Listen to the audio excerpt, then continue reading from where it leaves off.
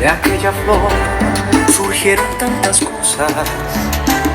Nació el amor que ya se había perdido, y con la luz del sol se fue la sombra.